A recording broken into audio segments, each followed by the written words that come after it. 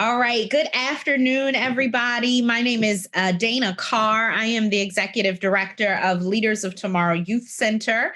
We are an arts education nonprofit organization that serves in the state of Maryland and DC with youth arts programming. And we are so super excited this afternoon to be here with Miss Paula Campbell. I know that she is no stranger to anyone listening out there.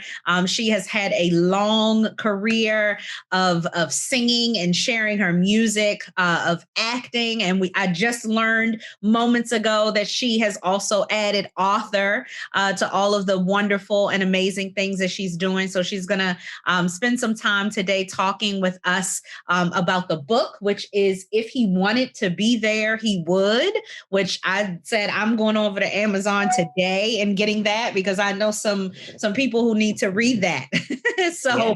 Welcome, Paula. We're so excited to have you here. Thank you so much for being here. No, thank you guys for having me. I'm actually really excited to be a part. And just hearing about the program, I spoke to Nicole, who does the PR, and I wish that there was something that I could have been a part of when I was in high school and college and a young teenage mother, just trying to figure out how to be an artist, how to live out my dreams, and especially in the inner city when you're expected not to do much, especially just with your dreams in general. Like you may be able to go to school and get an education and maybe you can get a 9 to 5 and that's great if that is what you want. Right. However, people who are very artistic and kind of into, whether it's music or visual arts or what have you, there are not a lot of outlets, or there were not a lot of outlets to kind of keep us going. So it's a blessing to even see you guys moving and going in the direction that you're going in. Well, thank you so much. And I love that you bring that up, of course, because we know that you're from Baltimore. You graduated from Douglas, is that right? Yeah. Douglas? Yes. Douglas Duck. Yes. So tell us a little bit about, I know that you had, some challenges. You didn't have the most, the easiest upbringing, and how, music helped to help you to survive, help you to thrive. How did music play a part in all of that? Nobody ever asked me that. That really just touched me that you even asked the question. I think growing up, I didn't have like a strong family structure. And for lack of better words, I think, people say this when they're trying to be cool, but I don't think it's really the cool thing to say, but it's honest to say the streets raised me. And, I don't take that lightly. I think people, we often say that, especially, when you want to keep it real or whatever. But what it taught me is how to keep it real with myself. And so I used to think like keeping it real was like making sure I'm attached to everybody and I'm doing this way. But they showed me that I was different. They showed me that they believed in my talent, that there was something in me that wasn't just the average or the norm for any other kid. And it was very hard because the people that you value and the people that you want to be in your life, whether it's your parents or your siblings or whomever, the people that you view as your friends, when they're not supporting you the way that you envision, right.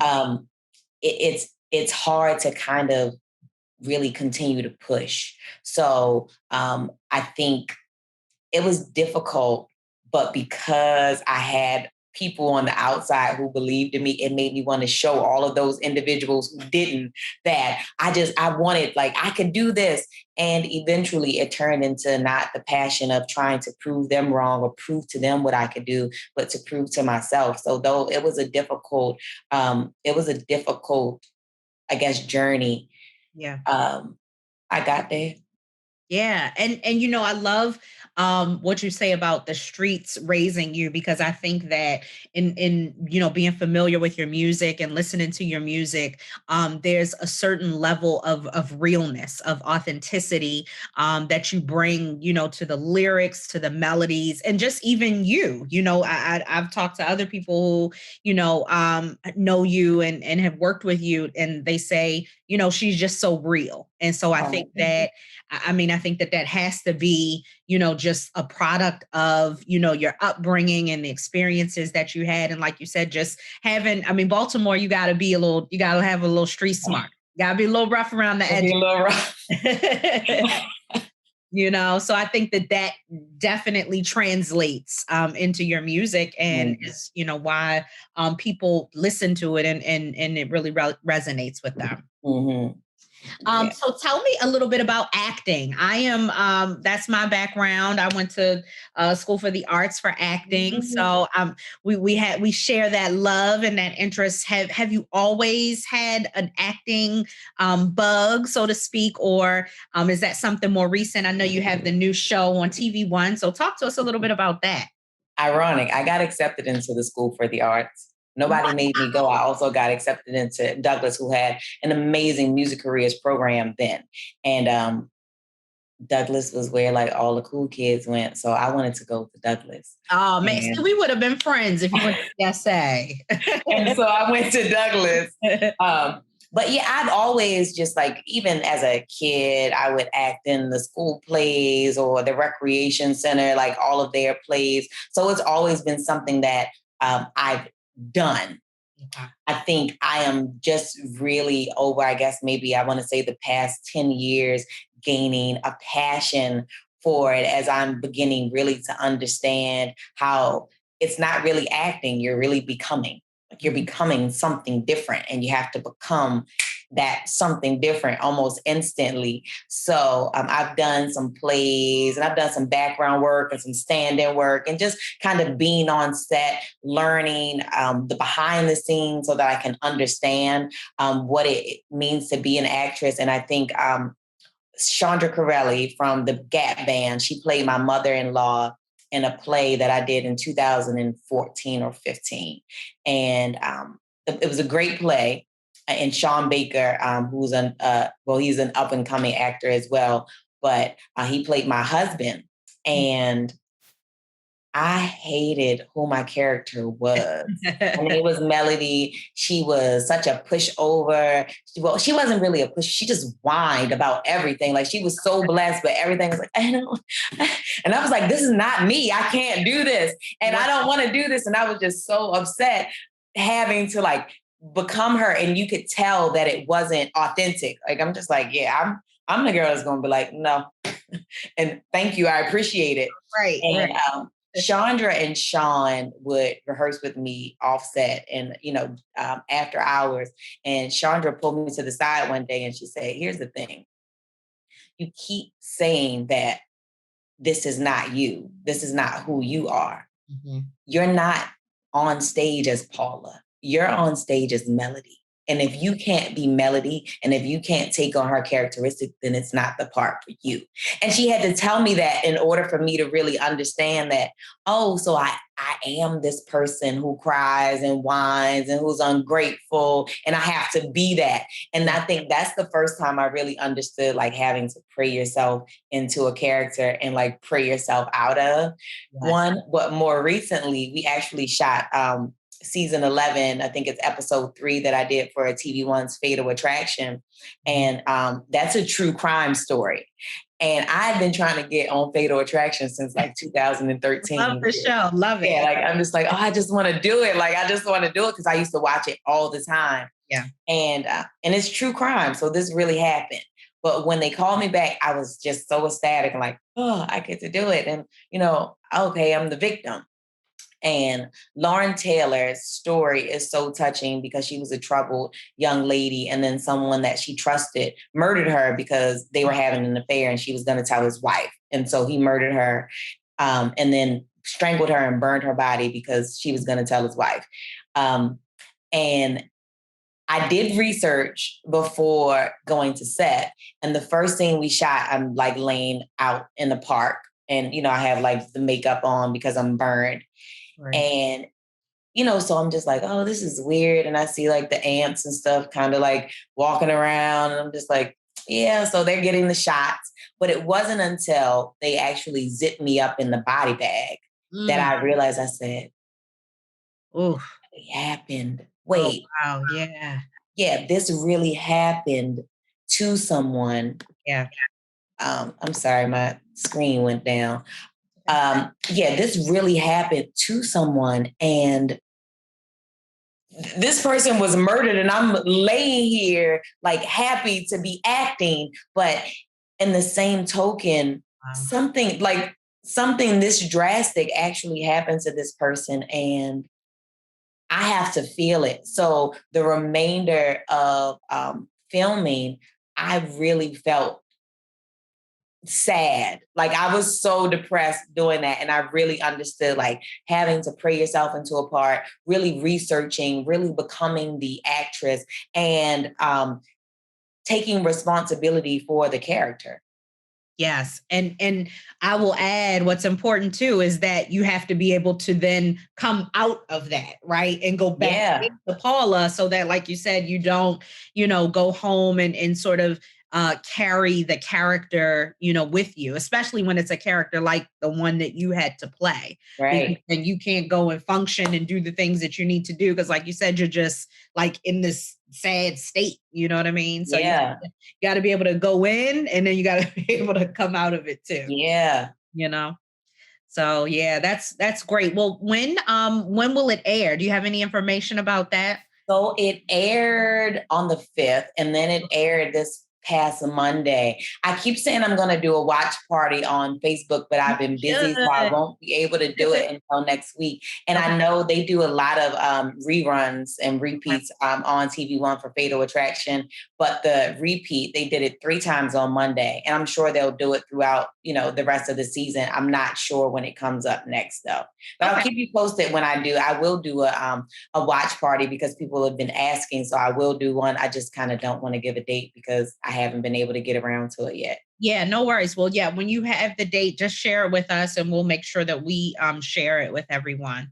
So, Paula, I want to definitely talk about this book because, again, you are multidisciplinary: acting, singing, writing. So, tell us about this book that you've written, and just sort of the inspiration behind it, and what we can find in the book. Jeez, the book is heavy. It's actually really light, but the book is If He Wanted to Be There, He Would.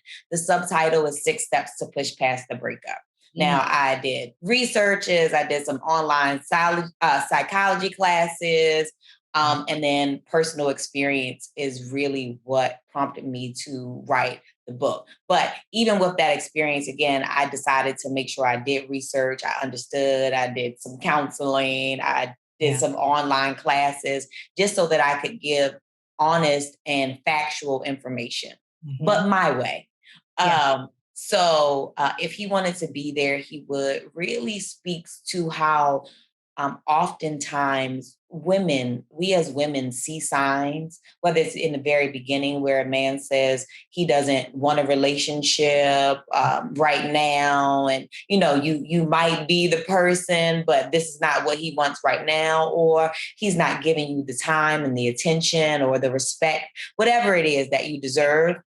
How we often hold on to that just to have someone there, whether it is he makes us laugh, or we got somebody to go out to eat with, or just to hang out with, or we enjoy the attention of the good morning text, or, whatever it is that he may do. Or oftentimes we kind of get dragged along into a situation where someone does fool us, but then somewhere in the very beginning, we still see the signs that lets us know that he's not the guy for us, and we still decide to hold on. Yeah. So If He Wanted to Be There, He Would is more a release for women, and saying, first of all, take ownership of your own mistakes. Like, we like to point the blame, and I was one of those people. So, we like to point the blame, and he did this and he said this and then he told me this and whatever else, but he showed you who he was. Yep. He showed you who he was, and you decided to hold on. So you have to take responsibility, and then you have to really figure out who you are and where you want to go and the type of people that you want to around you. You have to treat yourself like a queen if you want someone else to treat you that way. And if people aren't going to give you what you know you deserve, you have to release. So it speaks to the development of the women and just all around, no matter what walk of life you come from, your value and who you are and how you see yourself and how you push forward, and the qualities of people who are actually meant to be in your life. And at the end of the day, this too shall pass. Life is this. Life is never this. It's never just this. It's never just this. Life is a lot of this. So at the end of the day, if he wanted to be there, he would. A man knows his destination. It's not male bashing. I got a lot of great response from men. It's not male bashing saying, he shoulda, he coulda. No, it's saying, ladies, take responsibility for knowing, but not taking action. Yeah. It sounds like you have a movie on your hands. I'm thinking about some other, relationship, sort of advice-driven books that have been written, that have been, turned into movies. So maybe I'm claiming that's in your future for Thank you. I'll start that movie because I love the title too. The person that I sent to edit it, I actually wrote a memoir, but I haven't released it yet. So she had been working with me for like 4 years on my memoir, and then I kind of like took a step back because I want to end it the way that I want to end it. So I have like a vision for where I want to go before I write the ending, but I'm 18 chapters in. Wow. So she helped me through all of that on the years of writing that. And then, I wasn't writing like any literature. And I sent her the book after I finished and was like, hey, I really want you to edit this book. Let me know what your thoughts are. And she got back to me a few days later and she said no. And I was really offended and she's in New York. I've never met her face to face, but because I trusted her with my personal information, my memoir is absolutely me. I'm like, she's gonna love it. And she loves my writing and all of these, like, she's gonna love it. And she said no. And I said, well, why? She said, well, personally, I don't think you're equipped to write this kind of book about a relationship.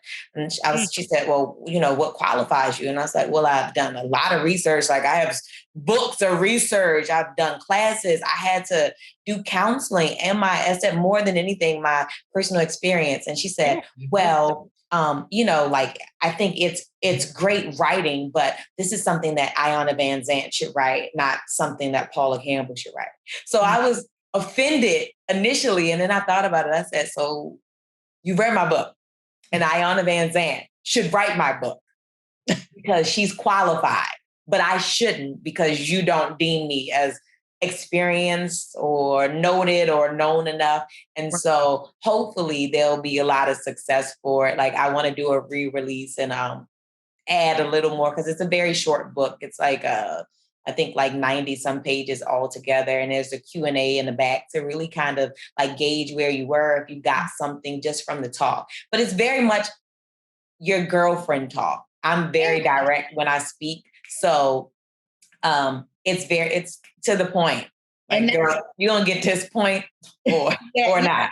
And even hearing you talk about it and thinking about it, I can't wait to read it because it sounds like, just like you said, that it will be such a conversation starter, and as women, we've all been there, we've all been in a relationship or dealing with a guy and we ain't had no business, continuing on past a year, whatever. So I think that it's great because it'll, start conversations, hopefully between men and women and amongst the girlfriends, so I think that's great. Yeah, thank you so much. But movie, come on, bring the movie. I know that's right. Give me a little cameo in the movie. You got it. You got it. You do acting too. Come on, Dana. I got something for you. I actually wrote a movie, and I got some great feedback. It's called She Won't Tell, and I wrote that based on my memoir. But that's complete. Okay. I got some great feedback from Paramount Pictures, but no one has given me any funding to get it done. But Yeah, now that I know that you're into that, I know I Yes, can don't reach out and forget say, me. hey girl, hey girl, I need some help here. Yes, yes. So before we go, Paula, this has been so great. I want to just, give you the opportunity and space to just share with any of our younger listeners, aspiring artists, musicians, dancers, actresses, whoever they may be out there, who are, following your story, hearing just some of the amazing accomplishments that you've had over your lifetime. What kind of advice or encouraging words would you want to share with those young people? Honestly, this is so cliche, but keep going. Mhm. There are going to be moments, it may be months, it may be weeks, it may be years of disappointment and doors closed in your face. I have been there and I literally prayed like, God, why did you give me these gifts? Why? Like, I heard you tell me to do these things. I did what you said and I've been obedient for years. Yeah. And nothing is happening. And I'm here and I'm alone and I'm afraid and I don't see an end. And then God still provides. Mhm. And God still allows you to walk in your purpose and what He said. So, especially artists, we are dreamers. People say words and we see colors. Mhm. Like we hear melodies. Oh yeah. It's different for us. We are a peculiar being, I like to say. Yes. And we have to be comfortable in knowing that we are different. And in knowing that you're different, you have to know that your walk or your struggle may be a lot different from everyone else's. You have the dreamers and you have the constants. And sometimes being a dreamer isn't so constant. And you may have to figure out your constant in the middle of that. So understand that being an artist, sometimes you may have to take on a 9 to 5 that you don't per se see yourself in for the long term. But if it's going to pay your bills, it's going to take care of your home and make sure you're able to maintain your artistry, whatever that artistry is, you have to do that. Understand that your focus can't be so one-sided that it's just this or nothing else. Figure out different streams of income because a lot of times we just depend on our talents because we want to focus on that. And that's great. Focus on that, but get a part-time job, do what you need to do. But no matter what, keep going, keep investing in yourself. Do 1 or 2 things a day that says, I don't care if you warm up your vocals or you play some chords on the keyboard, whatever it is to keep yourself in tuned and sharp. Do that, but do not stop. That's great advice. That's great advice. Thank you so much. Please tell everyone how we can stay connected to you and find out what you're doing, the projects that you're involved in. How can we stay in touch? Okay, so everything is Paula Campbell. My Instagram is Paula Campbell. My Twitter is Paula Campbell.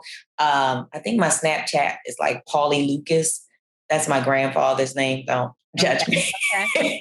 But Facebook and everything else. My website is iampaulacampbell.com. If you guys like to shop women's clothes, I have an online boutique. It's called The Parlor.shop. The Parlor, so PARLOR.shop. But for everything coming up, you can check my website, which is iampaulacampbell.com. I frequent Instagram more than any other social media. So whether it's acting, whether it's music, whether it's literature or what have you, I'm always kind of promoting on Instagram. So just, check me out.